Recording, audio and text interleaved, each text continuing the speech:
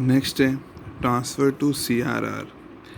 कहता है जब भी कंपनी अपने शेयर्स को खरीदेगी out of the free reserve, company को कुछ अमाउंट अपना सीआरआर में ट्रांसफ़र करना होगा। कितना कहता है, where a company purchases own share a sum equal to the nominal value, मतलब फेस वैल्यू के जितना अमाउंट सीआरआर में डालना है। जब भी आप बायबैक करोगे आपको जितना फेस वैल्यू है उतना अमाउंट सीआरआर में डालना है और उसकी सीआरआर मेंटेन करना है। ट्रांसफ़र टू सीआरआर, प्लीज़ ध्यान रखना, जब भी कंपनी शेयर्स को खरीदने जाएगी उन्हें अपने पास एक कैपिटल रिडेम्पशन रिजर्व भी क्रिएट करना होगा। वो कितना क्रिएट होगा, जितने शेयर बायबैक कर रहे हो उसकी नॉमिनल वैल्यू मतलब फेस वैल्यू, और उसकी डिटेल वगैरह बैलेंस शीट में डिस्क्लोज कर दोगे।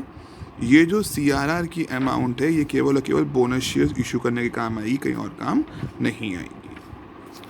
एक और सेक्शन आया कि बायबैक, कहते हैं no company shall directly indirectly purchases own shares, अपने ही शेयर्स को परचेज सब्सिडरी या अपनी इन्वेस्टमेंट कंपनी से परचेज नहीं कर, मतलब करना तो अपने आप करो, अपने सब्सिडी के थ्रू या अपनी इन्वेस्टमेंट कंपनी के थ्रू आप नहीं कर सकते।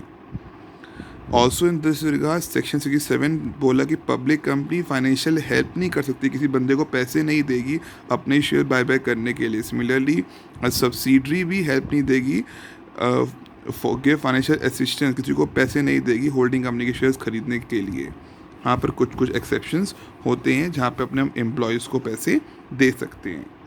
सेकेंडली, कंपनी बायबैक तब तक नहीं करेगी जब तक कंपनी इसकी डिफ़ॉल्टर है। कंपनी मान लो डिपॉजिट्स पे नहीं करे, उस पर इंटरेस्ट, डिबेंचर पे नहीं किया, डिविडेंड पे नहीं किया, कोई लोन वगैरह पे नहीं किया, तब भी कंपनी बायबैक नहीं कर सकती, कंपनी प्रोहिबिटेड कहलाएगी। पक्का। It may be noted that buyback is not prohibited if the default is, जब भी आपने बायबैक मतलब वो डिफ़ॉल्ट सही कर दी, रेमेडी मतलब सही कर दी, तो आप प्रोहिबिटेड नहीं हो। एंड 3 साल पास हो गए, वो डिफ़ॉल्ट को सही हुए 3 साल हो गए, तो फिर आप बायबैक कर सकते हो। Next, also a company shall not buyback it's shares, अगर उसने सेक्शन इनके साथ कंप्लाई नहीं किया। इसमें क्या क्या लिखा हुआ है, ए, जब कंपनी एनुअल रिटर्न फाइल नहीं करती आरओसी के पास तो बायबैक नहीं कर सकती, या सेकंड, कंपनी रिक्वायरमेंट पूरी नहीं करी डिविडेंड के लिए, या डिविडेंड पे नहीं किया विद इन 30 डेज, या कंपनी ने बैलेंस शीट और पीएनएल शेड्यूल 3 के अकॉर्डिंग नहीं बनाया, तो वो बायबैक नहीं कर सकती। यहाँ तक पढ़ना पक्का।